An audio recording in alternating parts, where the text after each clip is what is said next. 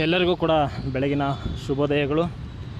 ಏನು ಗೌರ್ಮೆಂಟ್ ಕಡೆಯಿಂದ 72,000 ಹುದ್ದೆಗಳನ್ನ ಭರ್ತಿ ಮಾಡ್ತೀವಿ ಅಂತ ಹೇಳಿದ್ರು, ಅದೇ ರೀತಿಯಾಗಿ ಭರ್ತಿ ಮಾಡ್ತಾ ಬರ್ತಾಯಿದ್ದಾರೆ.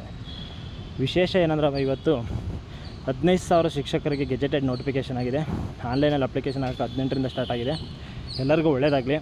ಅದರಲ್ಲಿ 20 ಮಾರ್ಕ್ಸ್ ಕರೆಂಟ್ ಅಫೇರ್ಸ್ ಕೇಳ್ತಾನೆ. 2 ತಿಂಗಳು ಗ್ಯಾಪ್ ಕೊಟ್ಟನು. ಕರೆಕ್ಟಾಗಿ ಇವತ್ತಿಗೆ 2 ತಿಂಗಳಿಗೆ ಎಕ್ಸಾಮ್ ಕಂಡಕ್ಟ್ ಆಗುತ್ತೆ. ನಾನು ಎಚ್ ಕೆ 22ನೇ ತಾರೀಕಿದೆ.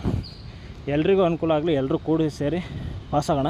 ಇವತ್ತು ಏನು ಪ್ರಜಾವಾಣಿ ಪೇಪರಲ್ಲಿ ಬಂದಿರ್ತಕ್ಕಂಥ ಮೋಸ್ಟ್ ಇಂಪಾರ್ಟೆಂಟ್ ಕರೆಂಟ್ಸ್ ಅಫೇರ್ಸ್ ಬಗ್ಗೆ ಒಂದು 10 ಕ್ವಶನ್ ಇದ್ದಾವೆ, ಡಿಸ್ಕಷನ್ ಮಾಡೋಣ. ಓಕೆನಾ? ನಂಬರ್ 1 ಕ್ವಶನ್, ವಂದೇ ಮಾತರಂ ಮಸೂದೆ. ನೋಡಿ, ಇದನ್ನು ರಾಷ್ಟ್ರಪತಿ ಅಂಕಿತ ಆಗಿದೆ. ಇದಕ್ಕೆ ಯಾರೂ ಅಗೌರವ ತೋರಂಗಿಲ್ಲ. ಈಗ ಅದ್ರ ಬಗ್ಗೆ ಒಂದೇ ಹೇಳಿಕೆ ಇದೆ, ಪೇಪರ್ ಬಂದಿದೆ. ರಾಷ್ಟ್ರೀಯ ಗೌರವಕ್ಕೆ ಅವಮಾನ ತಡೆ ಮಸೂದೆ 2026ರಂತೆ ವಂದೇ ಮಾತರಂ ರಾಷ್ಟ್ರಗೀತೆ ಜನಗಣ ಮನಕ್ಕೆ ಸಮಾನವಾದ ಸ್ಥಾನಮಾನ. ನೋಡಿ, ವಂದೇ ಮಾತರಂ ಗೀತೆಯನ್ನು ಯಾವ ಒಂದು ಗೀತೆಗೆ ಸಮಾನವಾಗಿ ಅಂಗೀಕರಿಸಲಾಗಿದೆ? ಜನಗಣ ಮನಕ್ಕೆ. ಓಕೆನಾ? ಈ ಗೀತೆಗೆ ಅಗೌರವ ತೋರುವುದು ಶಿಕ್ಷಾರ್ಹ ಅಪರಾಧವಾಗಿದ್ದು 3 ವರ್ಷವರೆಗೂ ಜೈಲು ಶಿಕ್ಷೆ ವಿಧಿಸಬಹುದಾಗಿದೆ. ಅಂದರೆ 2 ಹೇಳಿಕೆಗಳು ಕೂಡ ಇದು ಕರೆಕ್ಟಾಗಿದೆ. ವಂದೇ ಮಾತರಂ ಗೀತೆ ಬರೆದು ಗೊತ್ತಲ್ಲ ನಿಮ್ಗೆ ಯಾರು ಅಂತೇಳಿ, ಬಂಕಿಮ್ ಚಂದ್ರ ಚಟರ್ಜಿ. ಓಕೆನಾ? ರಾಷ್ಟ್ರಪತಿ ದ್ರೌಪದಿ ಮುರ್ಮು ಅವರ ಮಸೂದೆಗೆ ಅಂಕಿತ ಆಗಿದ್ದು ವಂದೇ ಮಾತರಂಗೆ ರಾಷ್ಟ್ರಗೀತೆ ಸಮಾನ ಗೌರವ ನೀಡಲಾಗಿದೆ ಹಾಗೂ ಅಗೌರವ ತೋರಿದರೆ 3 ವರ್ಷ ಕಾಲ ಜೈಲು ಶಿಕ್ಷೆ ವಿಧಿಸಲಾಗುತ್ತದೆ ಅಂತ ತಿಳಿಸಲಾಗಿದೆ. ಇಂಥ ಹೇಳಿಕೆ ರೂಪದಲ್ಲಿ ಪಕ್ಕ ಇಂಥ ಕ್ವಶನ್ಗಳು ಆಗ್ತಾ ಇರ್ತಾರೆ, ಏಕೆಂದರೆ ಮೋಸ್ಟ್ ಇಂಪಾರ್ಟೆಂಟು.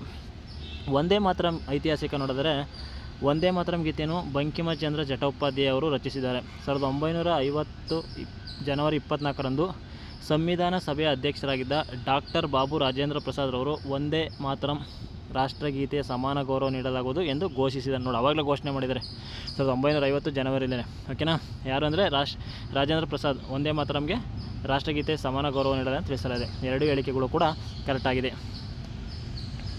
ಇದು ಸಂವಿಧಾನ ಸಭೆಯಲ್ಲಿ ಸಮಾನ ಗೌರವ ಕುರಿತು ಸ್ಪಷ್ಟನೆ 1950ರಲ್ಲಿ. 3ನೇ ಕ್ವಶನ್ ಅಂದರೆ, ಕಾರ್ಪೊರೇಟ್ ಸಾಲಪತ್ರಗಳ ಕುರಿತು ಹೇಳಿಕೆಗಳನ್ನು ಪರಿಗಣಿಸಿ. ಕಾರ್ಪೊರೇಟ್ ಸಾಲಪತ್ರಗಳನ್ನು ಖರೀದಿಸಿದ ಹೂಡಿಕೆದಾರರಿಗೆ ಕಂಪನಿಯಲ್ಲಿ ಮಾಲೀಕತ್ವದ ಹಕ್ಕು ಸಿಗುತ್ತೆ. ನೋಡಿ, ಕಾರ್ಪೊರೇಟ್ ಸಾಲಪತ್ರಗಳನ್ನು ಖರೀದಿಸಿದ ಹೂಡಿಕೆದಾರರಿಗೆ, ಇನ್ವೆಸ್ಟ್ಮೆಂಟರಿಗೆ ಕಂಪನಿಯಲ್ಲಿ ಮಾಲೀಕತ್ವ ಸಿಗ್ತಾಯಿದೆ ಅಂತೆ.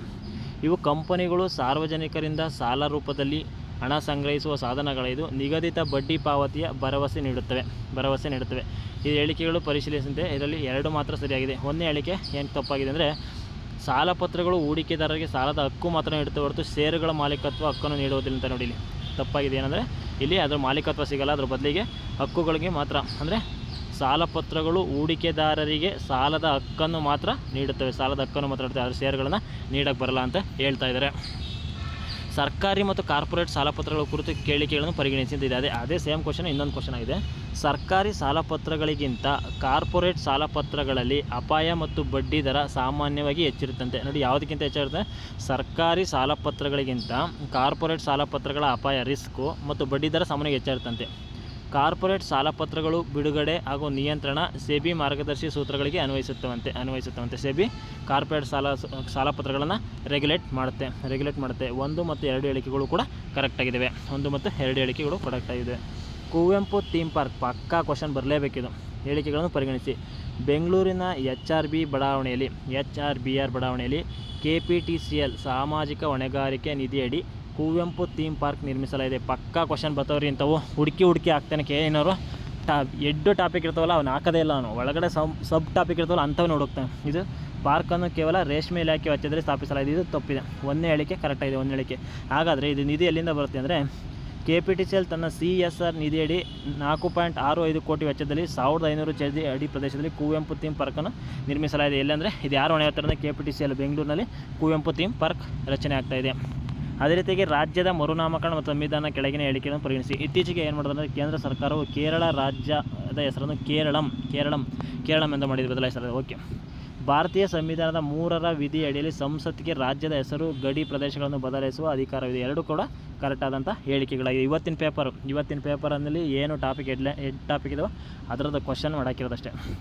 ಅಲೆಮಾರಿ ಮತ್ತು ಆದಿವಾಸಿ ಕಲ್ಯಾಣ ವಿಶ್ವ ಆದಿವಾಸಿ ದಿನಾಚರಣೆ ಎಂದು ಕರ್ನಾಟಕ ಸರ್ಕಾರವು ಅಲೆಮಾರಿ ಮತ್ತು ಆದಿವಾಸಿ ಅಭಿವೃದ್ಧಿ ಆಯೋಗವನ್ನು ರಚಿಸುವುದಾಗಿ ಘೋಷಿಸಿದೆ. ಹಾಗಾದರೆ ಪ್ರತಿ ವರ್ಷ ಆಗಸ್ಟ್ 9 ವಿಶ್ವ ಆದಿವಾಸಿ ದಿನ ಎಂದು international day of the world indigenous peoples ಎಂದು ಆಚರಿಸಲಾಗುತ್ತೆ. 2 ಹೇಳಿಕೆಗಳು ಕೂಡ ಕರೆಕ್ಟಾಗಿದ್ದಾವೆ. ವಿಶೇಷ ಆರ್ಥಿಕ ವಲಯಗಳಿಗೆ ಸಂಬಂಧಿತ ಹೇಳಿಕೆಗಳು. ವಿಶೇಷ ಆರ್ಥಿಕ ಸ್ಪೆಷಲ್ ಎಕನಾಮಿಕ್ ಝೋನ್ಗಳು ಮುಖ್ಯ ಉದ್ದೇಶ ರಫ್ತು ಉತ್ತೇಜನೆ, ವಿದೇಶಿ ಹೂಡಿಕೆ ಆಕರ್ಷಣೆ, ಉದ್ಯೋಗ ಸೃಷ್ಟಿಯಾಗಿದೆ. ಓಕೆ, ಕರೆಕ್ಟಾಗಿದೆ. ಕೇಂದ್ರ ವಾಣಿಜ್ಯ ಸಚಿವಾಲಯದ ವರದಿ ಪ್ರಕಾರ ಕರ್ನಾಟಕದಲ್ಲಿ ಅನುಮೋದಿತ 60 ಸ್ಪೆಷಲ್ ಎಕನಾಮಿಕ್ ಝೋನ್ಗಳಲ್ಲಿ 11 ಸ್ಪೆಷಲ್ ಎಕನಾಮಿಕ್ ಝೋನ್ಗಳು ನಿಷ್ಕ್ರಿಯವಾಗಿವೆ.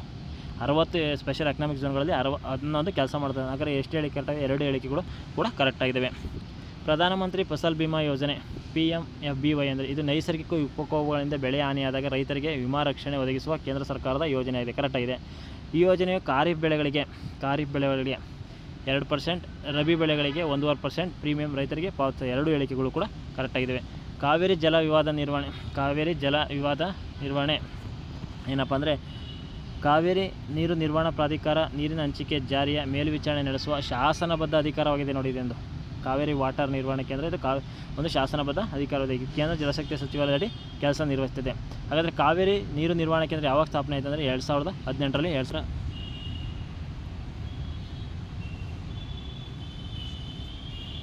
ಇತ್ತೀಚೆಗೆ ಕೇಂದ್ರ ಸಂಪುಟವು 23,731 ಕೋಟಿ ವೆಚ್ಚದಲ್ಲಿ ಅಂಗೀಕರಿಸಿದ ಸ್ವಚ್ಛ ಇಂಧನ ಯೋಜನೆ ಯಾವುದಂದರೆ ಗೋಬರ್ಧನ್ ಯೋಜನೆ.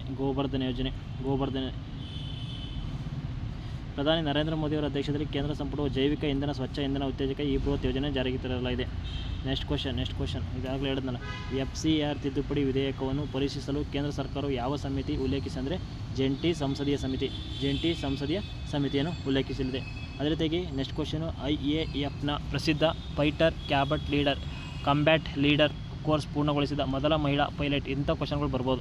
IAFನ ಪ್ರಸಿದ್ಧ ಫೈಟರ್ ಕಾಂಬ್ಯಾಟ್ ಲೀಡರ್ ಕೋರ್ಸ್ ಪೂರ್ಣಗೊಳಿಸಿದ ವ್ಯಕ್ತಿ ಹೆಸರು ಏನಪ್ಪ ಅಂದರೆ ಸ್ಕ್ವಾಡ್ರನ್ ಲೀಡರ್ ಭವಾನಾಕಾಂತ್ ಎಂಬುವರು ಈ ಒಂದು ಕೋರ್ಸ್ನ ಕಂಪ್ಲೀಟ್ ಮಾಡಿದ್ದಾರೆ.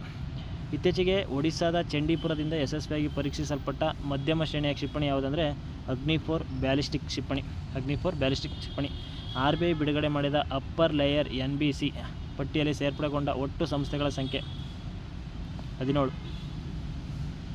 ಭಾರತೀಯ ರಿಸರ್ವ್ ಬ್ಯಾಂಕ್ ಹಣಕಾಸು ವರ್ಷ 2026-27ಗೆ 17 ಪ್ರಮುಖ ಬ್ಯಾಂಕೇತರ ಹಣಕಾಸು ಸಂಸ್ಥೆಗಳು ಅಪ್ಪರ್ ಲೇಯರ್ ಪಟ್ಟಿಗೆ ಸೇರಿಸಲ್ಪಟ್ಟಿದೆ. ಅದೇ ರೀತಿಯಾಗಿ ಇದೇನು ಇಂಪಾರ್ಟೆಂಟ್ ಅಲ್ಲ. ಕರ್ನಾಟಕ ಸರ್ಕಾರವು ಇಂಥ ಕ್ವಶನ್ ಇಂಪಾರ್ಟೆಂಟ್. ಕರ್ನಾಟಕ ಸರ್ಕಾರವು ಎಲೆವೆಂಟ್ ನೆಕ್ಸ್ಟ್ 2026 ಯೋಜನೆ ಯಾವ ಕ್ಷೇತ್ರಕ್ಕೆ ಸಂಬಂಧಿಸಿದೆ ಅಂದರೆ ಡೀಪ್ ಟೆಕ್ ಸ್ಮಾರ್ಟ್ ಹಬ್ಗಳಿಗೆ ಸಂಬಂಧಪಟ್ಟಿದಂತೆ. ಕರ್ನಾಟಕ ಸರ್ಕಾರವು IT-BT ಇಲಾಖೆಯ 253 ಉದಯೋನ್ಮುಖ ತಂತ್ರಜ್ಞಾನಗಳ ನವೋದ್ಯಮಗಳಿಗೆ ಧನಸಹಾಯ ನೀಡಿದ ಈ ಕಾರ್ಯಕ್ರಮವನ್ನು ಏನಕ್ಕೆ ಉದ್ದೇಶ ಏನಪ್ಪ ಅಂದರೆ ಕರ್ನಾಟಕ ಸರ್ಕಾರದ IT-BT ಇಲಾಖೆಯು 256 ಉದಯೋನ್ಮುಖ ತಂತ್ರಜ್ಞಾನ ನವೋದ್ಯಮಗಳಿಗೆ ಧನಸಹಾಯ ನೀಡಿದ ಈ ಕಾರ್ಯಕ್ರಮ ಇರುತ್ತೆ. ಈ ಕಾರ್ಯಕ್ರಮದ ಹೆಸರು ಏನಂತ ಡೀಪ್ ಟೆಕ್ ಸ್ಮಾರ್ಟ್ ಆಪ್ಗಳು ಎಲೆವೆಂಟ್ ನೆಕ್ಸ್ಟ್ ಯೋಜನೆ.